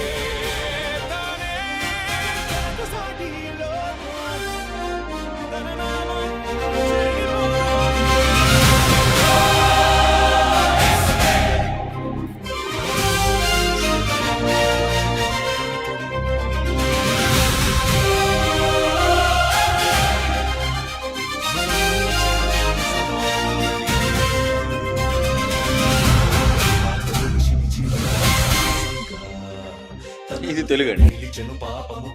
ఓకే, ఇప్పుడు ఇంగ్లీష్ చూద్దాం. చరిత తనదే, కాలాలకు స్థిరపడు సరిపడు అగణిత కీర్తి తనదే.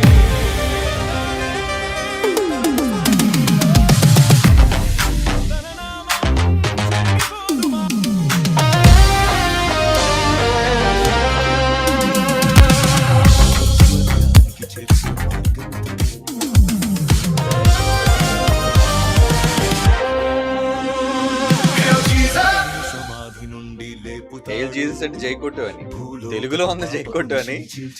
జైకొట్టు నా యేసుకని అన్నారు. ఏమండి, మీ అందరి సంతోషం కోసం పాట వీడియోలో చూసారు. ఆయన అడుగు పెట్టగానే ధూళి లెగుస్తుంది. అలాగా అడుగు పెట్టాడు, భూమి మీద పెట్టేది దుమ్ము రేపడానికి. అవునా? ఆయనకి ఎలివేషన్స్ ఇంకా పాటలు చాలా ఉంది. అసలు పాటలు నానా మీ సంతోషం కోసం నేను లిరిక్ ఏమి రాశాను ఒకసారి చూపించి నేను చదువుతానంటే పాట నిజంగా చెప్తున్నాను, అదిరిపోద్దండి. క్రైస్తవులందరికీ కూడా రోమాలు నెక్కబడిచేటట్టు ఉంటాయి ఆ పాట. ఏం రాశారండి ఈ పాట అని అంటారు ఖచ్చితంగా. ఆ సీతో పడులు ఎలాగో అనుకునేవండి. ఏమండి? ఓకే, చూద్దాం ఈ పాట. నేను చదువుతున్నా చూడండి. జైకొట్టు నా యేసు, పల్లవండి. రుధిరం కార్చి క్షమనందించిన రక్షకుడు, జైకొట్టు నా క్రీస్తుకి, మరణం గెలిచి స్వర్గం చేరిన మొదటివాడు, అద్వితీయుడు. జైకొట్టు నా యేసన్నకే, భూమి నుండి స్వర్గానికి చేర్చే మార్గం ఇతడు, ఆయనే కదవే. జైకొట్టు నా హోసన్నకే, ఆయనకి ఇంకో పేరు, మరణించాక నిన్ను సమాధి నుండి లేపుతాడు, నీకు కలిగే బెనిఫిట్ అది. ఏమంటే ఇది కూడా పల్లవే. భూలోకపు పాపపు నిశిని చీల్చాడు సాహసంగా. నిశి అంటే చీకటి. భూలోకపు పాపమనే చీకటిని చీల్చాడు సాహసంగా. చావడానికి కూడా ధైర్యం ఉండాలి కదండి, సిలువ ఎక్కడానికి ధైర్యం కాదు. అందుకే సాహసం అన్నాం దాన్ని. ఆయన పిరికివాడు కాడు ఆయన. ఏమండి? భూలోకపు పాపపు నిశిని చీల్చాడు సాహసంగా, తన రుధిరం అంటే రక్తం, తన రుధిరమే నిలిచెను పాపము కడిగే ఆయుధంగా. ఆయన రక్తం ఏం చేశారట? నీ పాపాన్ని కడిగేసి ఆయుధంగా చేసేసారట. ఏమండి? శతపదములు కలిసిన పొగడలేని ఘనత చరిత తనదే. అంటే ఎన్ని పదాలు, వందల పదాలు కలిసినా ఆయన చరిత్రను పొగడ్డానికి సరిపోవట. అంటే తెలుగు భాషలోనే కాదు, ఏ భాషలో అక్షరాలైనా సరే ఆయన కీర్తిని శతపదములు కలిసిన పొగడలేని ఘనత చరిత. అంత గొప్పదట ఆయన చరిత్ర. ఘన చరిత తనదే. కాలాలకు స్థిరపడు సరిపడ అగణిత కీర్తి తనదే. కాలాలు ఎన్ని కాలాలైనా ఎన్ని యుగాలైనా ఏమండి స్థిరంగా ఉండి సరిపడలేనంత అగణిత, అంటే లెక్కలేనన్ని, గణితం కూడా సరిపోదు లెక్కలు, అగణిత కీర్తి తనది. అంత కీర్తిని సాధించాడట. ఇక పల్లవి ముగిస్తున్నాం. తనకు తానే తనకు సాటి, ఏమండి ఈ లోకాన తానే తనకు సాటి, ఈ లోకాన తన నామం చెరిగిపోదు మా హృదిలోన. ఇది ఆల్రెడీ మీకు చెప్పాను. ఏమండి ఓకే, పల్లవికే చప్పట్లు కొడితే ఎందుకర్రా, ఇంకా ఇంకా నెక్స్ట్ నెక్స్ట్ నెక్స్ట్ చూడండి. మొదటి చరణం చూపించినాను. నీకై ఓర్చిన గాయం తనదిరా, నీకై కార్చిన రుధిరం ఇదే, అంటే రక్తం అని. నీకై సహించిన దేహం తనదిరా, నీకై తపించే ప్రాణం ఇది. ఈ భువినేలు రాజు క్రీస్తు కాక ఇంకెవడో అడుగుతున్నాం మనం. ఈ లోకాన్ని పరిపాలించే రాజు క్రీస్తు కాక ఇంకెవడు? అధీకృత అంటే ఆయనే నంబర్ 1, ఆయనే గ్రేట్, ఆయనే లార్డ్ అని అంటున్నాను అనమాట. ఆ పదానికి అర్థం ఈ విశ్వాన్ని ఏలే విభుడు, అంటే రాజు, ఆయన కాక ఇంకెవడు? క్రీస్తే కదా అని చెప్తున్నాం మనం. తన పేరు భూమికి చరిత్ర, అంటే యేసు పేరే ఏమండి ఈ భూమి మీద చరిత్ర అయిందట. తన పేరు భూమికి చరితై, కాలాన్ని కొలుచు పదమై, అంతే కదా లెక్కాలి. ఈరోజు క్రీస్తు శకం, క్రీస్తు పూర్వం 2024 26 అంటున్నారండి. దేని బట్టి? తన పేరు భూమికి చరితై, కాలాన్ని కొలుచు పదం. ఆయన పేరే కాలాన్ని కొలిచే పదం అట. తర్వాత నిలిచింది మాకు బలమై, హోసన్నాకి జై. మాకదే బలం, అందుకే హోసన్నకి జై కొట్టండి అన్నాం. తన స్వరమే భూమికి వరమై, ఆయన పలికిన మాటే భూమికి వరమట. వెలిగించు కాంతి పదమై, అంటే నీ జీవితాన్ని బ్రతుకుని వెలిగించే కాంతి పదమై, ఏమండి తన స్వరమే భూమికి వరమై, వెలిగించు కాంతి పదమై, నడిపించు దళపతివి అయిన, దళపతి అంటే రాజు, నడిపించు దళపతివి అయిన హోసన్నాకే జై జై జై. ఎలా మొదటి చరణం ముగించానండి. ఏమండి ఇక రెండో చరణం చూడండి. రెండో చరణం పైకెత్తండి.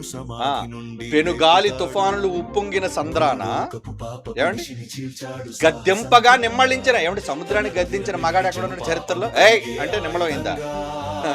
పెనుగాలి తుఫానులు ఉప్పొంగిన సంద్రాన, సముద్రంలో గద్దెంపగా నిమ్మళించిన, ఏమండి నిమ్మళించగా తన శిష్యులందరినీ రక్షించే సమయాన నడిసంద్రంపై నడిచొచ్చేగా. సముద్రం మీద నడిచినాడు ఎక్కడున్నాడు? నడి సముద్రంపై నడిచొచ్చేగా. దేవా అన్నామంటే సైన్యంగా వస్తాడట. నువ్వు దేవుడా అని పిలు, నీ వెనక సైన్యంగా ఉంటాడట. ప్రేమంటే తానంటూ ప్రాణాలే ఇస్తాడు. నేనే ప్రేమనని చెప్పి ప్రాణాలు ఇస్తాడట.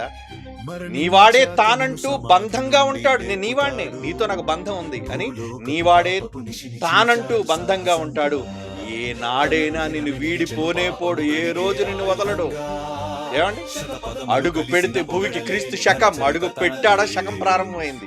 అడుగు పెడితే భూమికి క్రీస్తు శకం, తార కదిలి పలికే స్వాగతం. ఆయన వచ్చినప్పుడు ఎవరు వచ్చారు? చుక్క నడిచింది అది. తార కదిలి పలికే స్వాగతం, తన రాక చీల్చు నీలి ఆకాశం. మళ్ళీ రెండోసారి వచ్చినప్పుడు ఆకాశం చీలిపోతుంది. రెండో రాకడ ఆగమనం. తన రాక చీల్చు నీలి ఆకాశం, జై జైలు కొడుతు నువ్వు పదరా అంటున్నావు క్రైస్తవులతో. పదరా జై కొట్టి, ఇలాంటి వాడికి జై కొట్టకి ఎక్కడికి వెళ్తావు అంటున్నాం. ఇంకా మన కోసం చెప్తున్నాను ఇప్పుడు, జై కొడతాం మా యేసుకు జై కొడతాం, సైన్యంగా కదిలొస్తాం మేము సువార్తకే. అవునా? సువార్తకి సైన్యంగా వెళ్తామా? సైన్యంగా కదిలొస్తాం సువార్తకే, జై కొడతాం మా క్రీస్తుకే, ప్రాణాలైనా అర్పిస్తాం ప్రభు యేసుకే. చచ్చిపోతాం ఆయన కోసం, చంపం ఎవరిని, చచ్చిపోతాం ముగించాం పాట. ఏమండి ఎంత గొప్పగా ఆయన గురించి పాట. ఏమంటే మాటలు వింటున్నప్పుడే రైమింగ్ చూసారు ఎలాగుందో? రైమింగ్ ఇదే రైమింగ్ ఇంగ్లీష్ లో కూడా ఇచ్చారు. ఇదే రైమింగ్, ఎక్కడ తేడా లేకుండా. మీరు నిజంగా చెప్తున్నాను, పాట పూర్తిగా 2 చరణాలతో వింటే అండి, కొడుకు ప్రేమ వచ్చాడు స్టూడియోలో, నేను ఏదో పనిచేస్తున్నా వెళ్ళడానికి అంటే కొత్త పాట అంటే సరే వినరా అని చెప్పన్నానండి. ఏమంటే వాడు చూసినవంటే నాకు చేయి చూపించాడండి. డాడీ నాకు గూస్ బంప్స్ వచ్చాను మొత్తం. వాడు ఈ 2 చేతుల మీద పొక్కులు చూపించాడండి నాకు. డాడీ వెంట్రుకలు చూడండి ఎలా నిలబడుతున్నా అన్నాడు. నేను అదే మొదటిసారి అండి, అంటే ఎవరికి ఇతరులకు చూడడం, నాకు ఒక్కసారి పాట గూస్ బంప్స్ రప్పించిందా అంటే యాస్ రప్పిస్తుంది ఖచ్చితంగా, నో డౌట్. ఆ మ్యూజిక్ అలాంటిది, ఏమండి ఆ రచన అలాంటిది. వెయిట్ చేయండి, ఇంకో 2 వీక్సే కదా. వీడియోతో పాటు అద్భుతంగా మీ మధ్యకి యేసు ఘన చరిత్రను చాటడానికి, జై కొట్టించడానికి ప్రపంచం అందుకే మొట్టమొదటిసారిగా ఇంటర్నేషనల్ వైడ్ లో ఒక ఇంగ్లీష్ సాంగ్ మనం దించుతున్నాం. ఏమిటి ఇంగ్లీష్ సాంగ్ అంటే ఎలా పాడతారండి అనుకుంటున్నారా? శాంపుల్ వినిపిస్తానండి ఇప్పుడు. అందాకేం తొందరపడి యూట్యూబ్ లో ఎవరు పెట్టేకండి, ఓకేనా? మీ సంతోషం కోసం, మన ప్రభు యేసు కోసం నేను సంతోషంతో, ఎందుకంటే మీరు అందరూ సహకరిస్తున్నారు కదా, ఓకేనా? ఇప్పుడు కేవలం తెలుగు ముందు పల్లవి ఒకటి, తెలుగు తర్వాత ఇంగ్లీష్, ఆపిన తర్వాత ఇంగ్లీష్ అని చెప్తున్నప్పుడు ఇంగ్లీష్ కమా.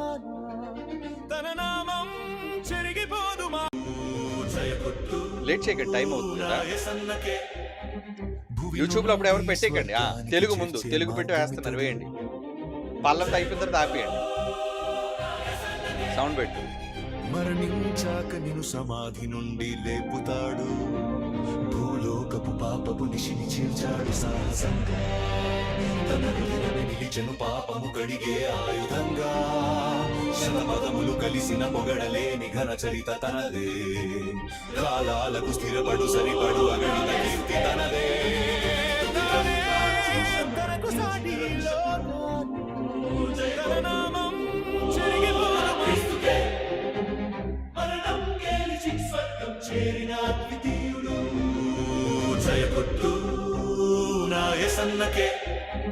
భువి నుండి స్వర్గానికి చేర్చే మార్గమితడు,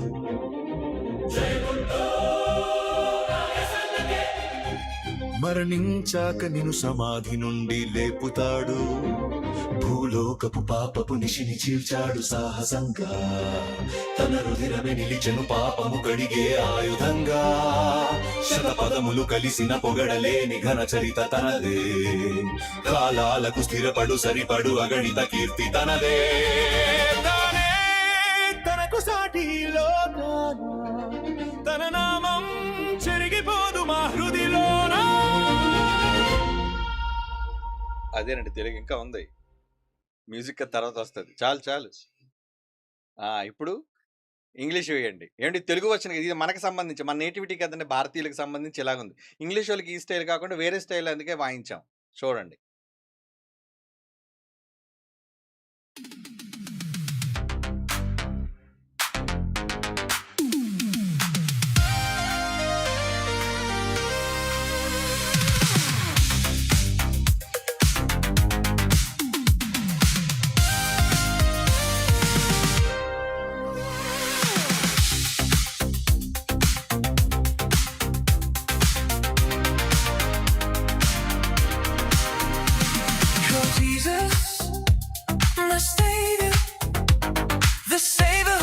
His blood for forgiveness. Hail Jesus, my Redeemer, the only one who conquered death and blessedness. Hail Jesus, my Defender, He is the only way that leads us to blissfulness. Hail Jesus, my Deliverer, the one who will raise you to foreverness. Darkness with His fearlessness, His blood has wiped our sins as a weapon, a fortress. The words can't praise His mighty reminiscences. His glory remains unfailing for all the ages. His name is credible in this wide, wide world. His name shall never fade like the color of gold. చాలు చాలు, నేను చెప్పనవసరం లేదు. English పాట తెలుగోళ్ళకు కూడా విపరీతంగా నచ్చుతుందండి, మళ్ళీ చెప్తున్నాను. ఎందుకంటే మ్యూజిక్ విన్నారు కదా, బీటింగ్. ఇది నచ్చనోళ్ళదంటే ఎవరికి ఉండదు. ఇంగ్లీషే చాలా బాగా నచ్చిందట, వెరీ గుడ్. అందుకే ఇప్పుడు నేను ఏం చేస్తున్నానంటే ఇంగ్లీషులో కూడా తెలుగు, ఇప్పుడు ఇంగ్లీష్ మ్యూజిక్ ఏదైతే ఉందో దానికి తెలుగుతో పాడించి పెడుతున్నాను. No don't worry. కనుక ఈ బీట్ కావాలనుకున్న వాళ్ళు తెలుగు ఈ బీట్లో ఉపయోగించుకోండి. ఆ టైప్ కావాలనుకున్న వాళ్ళు ఆ టైప్లో కూడా మీరు పాడి యేసు ప్రభుని మీరు ప్రకటించండి. కానీ దానికి మీ సహకారం కావాలి. ఏంటి? ప్రతి చోట ఈ పాటను గూర్చి ఘనత, ఆయన నామాన్ని గూర్చి చాటాలి. అందుకు ఒక రెఫరెన్స్ మీకు చూపిస్తాను, మీరు చూడండి. ప్రకటన గ్రంథం 7:9 జాగ్రత్తగా చూడండి, ముగించుకుందాం. ప్రకటన గ్రంథం 7:9 నుంచి అటు తర్వాత నేను చూడ ఇదిగో ప్రతి జనములో నుండి, మరలా మీకోసం చెప్తున్నాను, ప్రతి జనములో నుండి, ప్రతి వంశములో నుండి, ప్రజలలో నుండి, ఆయా భాషలు మాట్లాడే వారిలో నుండి వచ్చి ఎవడును లెక్కింపజాలని ఒక గొప్ప సమూహం కనబడును. వారు తెల్లని వస్త్రములు ధరించుకొని, ఎవరు? మీరే తెల్లని వస్త్రములు ధరించుకున్న వారే ఖర్జూరపు మట్టలు చేత పట్టుకొని, ఆ రోజు యేసుప్రభు సిలువనెక్కే ముందు ఖర్జూరపు మట్టలు చేత పట్టుకుంటే ఏమండి, తర్వాత కూడా తెల్లని వస్త్రములు ఖర్జూరపు మట్టలు చేత పట్టుకుని సింహాసనం ఎదుటను గొర్రెపిల్ల ఎదుటను నిలువబడి, సింహాసనాసీనుడైన మా దేవునికి గొర్రెపిల్లకు మాకు రక్షణకై స్తోత్రమని మహాశబ్దముతో ఎలుగెత్తి చెప్పిరి. అబ్బా, ఎంత శబ్దంతో చెప్పాలంటే వాయిస్ చెవులు పగిలిపోయేటట్టు ఉండాలి. అందుకే ఈసారి నేను వెళ్ళే ప్రతి మీటింగ్లో చెవులు పగిలిపోయినట్టుగా జై కొట్టేస్తాను పాటతో. ఊరికినే జై కొట్టేసిన ఏమండి, పాట వేశాక నేను మాట్లాడిన తర్వాత కొట్టండ్రా జై అంటే యేసుప్రభుకి ఎవడు కొట్టడండి? ఈరోజు భూమి మీద క్రీస్తును స్వరక్షకుడిగా అంగీకరించిన వాడు ఎవడి గొంతైనా ఏమండి గట్టిగా అరవాలి. ఎందుకంటే ఇక్కడ బైబిల్లో ఉంది ఏమని చూడండి ఆ మాట. వారు ఖర్జూరపు మట్టలు పట్టుకొని, ఏమంటే మరి మేము ఖర్జూరపు మట్టలు ఎక్కడ పట్టుకుంటారు అంటారా? మీరు ఇప్పుడు డైరెక్ట్గా అక్కడికి, ఇక్కడ మనకు ఖర్జూరం దొరకదు కదా, ఖర్జూరం దొరకడమే కష్టం, ఇక మట్టలు ఎక్కడ దొరుకుతాయి మనకి? మీరు ఖర్జూరపు మట్టలు పడ్డాడు రూపకాలంకారంగా చెప్తున్నారు. ఏంటి తెలుసా? మీరిచ్చే సహాయం ఏంటి? మీలో చాలా మంది ఒక 100 రూపాయలు 1000 రూపాయలు అంటే మీ కష్టార్జితాన్ని ఇస్తున్నారు. అదే సహకారం. ఇక మీ ప్రతి చోట వేసే ఫ్లక్స్లు, బ్యానర్లు ఏంటది? సహకారం, పబ్లిసిటీ. అదే మీరు గళమెత్తి చెప్పడం. మీ రోడ్డు మీద నిలబడి అరవలసిన పని లేదు. ఏమండి, ఒక ఫ్లక్స్ మీరు పెద్దది పెట్టి చూపించారు అంటే ఆ ప్రాంతంలో ఒక సెంటర్లో నిలబెట్టి ప్రజలందరూ దాన్ని చూడగలుగుతున్నారు. జై కొట్టు నా యేసుకే. ఎందుకు కొట్టాలి? చూడు, అయితే పాట వస్తుంది చూడు. తెలుగు నీకు రాదా? ఇంగ్లీష్లో చూడు. ఇంకా అర్థం కాదా? తమిళ్లో ఉంది చూడు, మలయాళంలో ఉంది చూడు, ఏమండి హిందీలో ఉంది చూడు. ఏమండి, చేతనైనంత మట్టుకు ఇంగ్లీష్ అంటే అందరికీ అర్థం అవుతుంది కదండి. ఈ దేశంలో ఉన్న ప్రతి క్రైస్తవుడికి అర్థమైపోతుంది ఇంగ్లీష్ భాష, ఏ రాష్ట్రమైనా కానివ్వండి. అలా ప్రతి వాడు యేసుక్రీస్తు వారికి జై కొట్టేటట్లుగా యేసుక్రీస్తుని నమ్మిన క్రైస్తవులకు కూడా ఏమండి యేసును గూర్చి గొప్ప పరిస్థితిని, గొప్ప ఒక మనస్సులో ఒక ఆనందాన్ని, ఉత్సాహాన్ని నింపడానికేనండి ఈ పాట చేశాం. కారణం ఇదిగో ఈ మాట. ఏంటా మాట? వారు తెల్లని వస్త్రములు ధరించుకున్న వారి ఖర్జూరపు మట్టలు చేత పట్టుకొని, మీరందరూ నాతో పాటు సహకరించి క్రైస్ట్ చర్చ్గా మీరందరూ మేమున్నాం మీతో పాటు ఈ పాటను ప్రపంచవ్యాప్తం చేద్దాం అని అనుకోవాలి. ఎందుకంటే ఇది మీ గొప్ప నా గొప్ప కాదు, అవునా? మన కీర్తి ప్రతిష్టలు చాటుకోవడానికి కాదు కదండి ఈ పాట. ఎవరి కీర్తి ప్రతిష్ట? యేసుకు జై కొట్టడానికి, యేసు కీర్తి ప్రతిష్టలు చాటడానికి చేస్తున్నాం ఈ పాట, అవునా? అందుకే ఏనన్నాడు 10వ వచనం, సింహాసనాసీనుడైన మా దేవునికి గొర్రె పిల్లకు. ఆయన మా దేవుడు, యేసుప్రభు ఎవరు? మన దేవుడు, మన గొర్రె పిల్ల, మా రక్షణకై స్తోత్రమని శబ్దముతోన, మహాశబ్దం ఉంది చూడండి, మహాశబ్దముతో ఎలుగెత్తి చెప్పిరి. అంటే ఘోష పెట్టాలి. మరి ఎక్కడ చూసినా ఇదిగో కాలేజీ పిల్లలారా, ఎక్కడ మీరున్నారు, ఎనీ రీసెర్చ్ సెంటర్, ఎనీ కళాశాల, ఎనీ క్రైస్ట్ చర్చ్ సెంటర్, ఎవరైనా సరే మీరేం చేయాలి? గొప్ప శబ్దంతో ఈ మాటను ఒకవేళ ప్రకటన గ్రంథం 7వ అధ్యాయం ఏమంటే ఈ 10వ వచనంలో గొప్ప మహాశబ్దంతో ఎలుగెత్తి చెప్పాలనుకున్నారా? పెట్టండి అయితే మీ సెంటర్లో ఫ్లక్స్. ఏమండి, సింగర్ల కోసం ఇన్ని వేల రూపాయలు నేను ఎందుకు ఖర్చు పెడతానో తెలుసా? గొప్పగా పాట పాడి బయటికి రావాలి. వస్తుంది, తీసుకొస్తాను చూడండి. మీరు ఎలాగుంటారు, వింటే మీకు అదిరిపోద్ది. మరలా చెప్తున్నాను, గూస్ బంప్స్ తెప్పిస్తాను మీకు ఆ పాట ఖచ్చితంగా. ప్రపంచంలో కూడా అందరికీ నచ్చేటట్టుగా చేశాను. అందుకే ఈ పాట. ఇంగ్లీష్ పాట మీకే నచ్చిందంటే కొంతమందికి అర్థం కాకపోయినా ఇంగ్లీష్ నచ్చింది కదా మీకు, మరి ప్రపంచానికి నచ్చదా? వాళ్ళు అసలకే ఊపుగాళ్ళు వాళ్ళంతానా? ఏమండి, అలాంటప్పుడు ఎందుకు నచ్చదు? అందుకే వాళ్ళు నాడి పట్టుకునే చేశాను ఈ పాట. దేవుని పిల్లలారా, కనుక మీరు కూడా నాతో పాటు యుద్ధంలో క్రైస్ట్ చర్చ్ సమరశంఖాన్ని పూరించాలి. దేనికి? యేసుకు జై కొట్టడానికి. పాట ద్వారా మొట్టమొదటిసారిగా ఇంగ్లీష్లో మనం దించుతున్న పాట.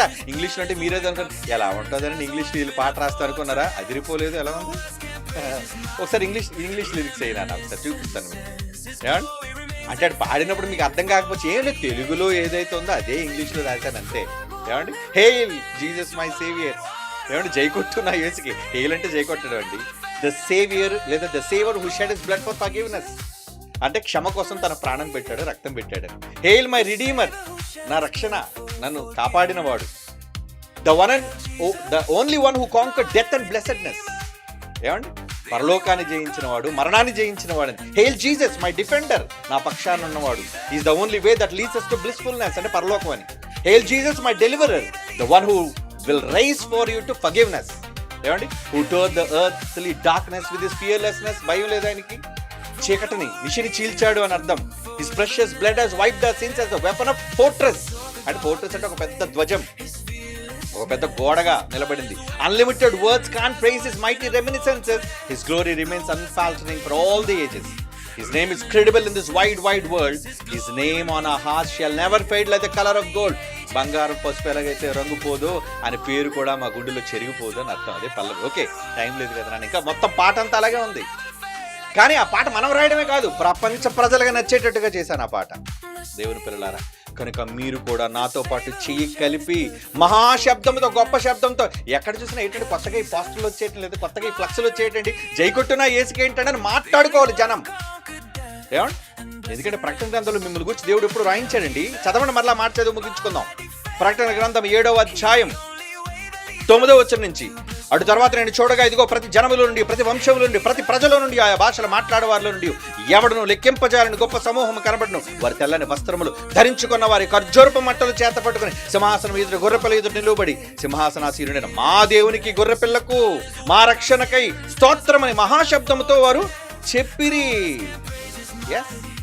మరి మీరు నాతో పాటు చెప్తారంటే మీకోసం మీరు కాదు, ఖర్చు పెట్టుకోవడం కాదు, ఇలాంటి వాటిని ప్రజల మధ్యకు తీసుకుని వెళ్ళటం కోసం. అదొక సంఘమా, ఒక సంస్థ, ఒక దేశమా, ఒక ప్రాంతమా అని కాదు, అన్ని ప్రాంతాలకు, విదేశాల్లో ఉన్న మా పిల్లలందరూ కూడా మీ యూట్యూబ్ అకౌంట్స్లో ఈ పాట మీరు లింక్ చేసి వెంటనే మీరు పెట్టాలి.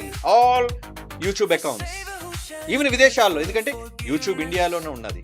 ఏమండి, అది ఇండియన్ యూట్యూబ్. కానీ అమెరికాలో ఒక యూట్యూబ్ ఉంటుంది, నెదర్లాండ్స్లో యూట్యూబ్ ఉంటుంది, రష్యాలో యూట్యూబ్ ఉంటుంది, లేదా ఇతర భాషలు, ఇతర కంట్రీలో ఆయా దేశానికి యూట్యూబ్స్ ఉంటాయి. అక్కడ మన పిల్లలు ఉన్నారు. మన పిల్లలని మీరందరూ కూడా ఈ పాటను అక్కడ మీరు అకౌంట్స్ క్రియేట్ చేసుకొని అక్కడ మీరు పోస్ట్ చేసి, ఇంగ్లీష్ పాట అంటే ప్రతి ఒక్కడు వింటాడు. ఆ యేసు ఎంత గొప్పవాడో బైబిల్ ఓపెన్ యూనివర్సిటీస్గా, క్రైస్ట్ చర్చ్గా మనం చాటి చెప్దాం.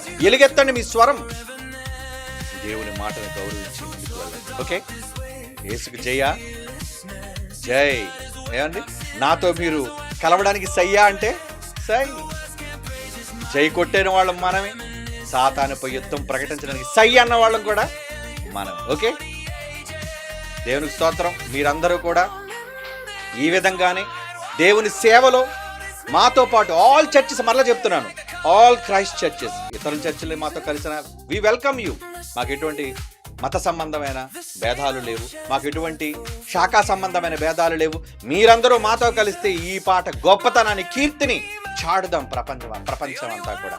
కనుక ముఖ్యంగా మా పిల్లలైన వారు, ఆల్ కాలేజెస్, ఆల్ ప్రిన్సిపల్స్, నాయకులైన వాళ్ళందరూ కూడా మీ పిల్లలుగా మీ సపోర్ట్, మీ సహకారం దీనికోసం అందించి ఈ పాటను ప్రజల మధ్యకు వెళ్ళటం మాత్రమే కదా, ప్రపంచ వ్యాప్తంగా వెళ్ళడానికి మనమంతా కలిసి కృషి చేద్దాం. దానివల్ల మన ప్రభువుకి కీర్తి ప్రతిష్టలు మనం తీసుకురావాలి. ఈ యుగంలోనే కాదు, ఎన్ని యుగాలైనా ఈ యుగంలో మనం ఉన్నందుకు ఆయన కీర్తిని మనం చాటుదాం. Okay, God bless you all. కళ్ళు మూసుకొని ప్రార్థన చేసుకుందాం. పరిశుద్ధమైన తండ్రి దేవా, మీరు ఏదైతే కోరుకున్నారో ఈ తరంలో మీ కుమారుని గణపరచాలని, ఆయన నామం కీర్తించబడాలని మా వంతు చిన్న సహాయం నేను చేస్తున్నాను తండ్రి. ఇది ఎన్నిక లేనిది, మేము చేయగలిగిన దానికన్నా బహు తక్కువగా చేస్తున్నందుకు మేము సిగ్గుపడుతున్నాం.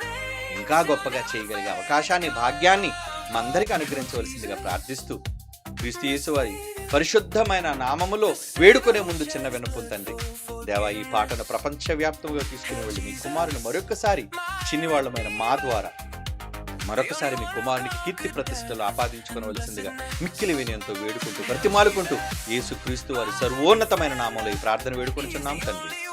ఆమేన్.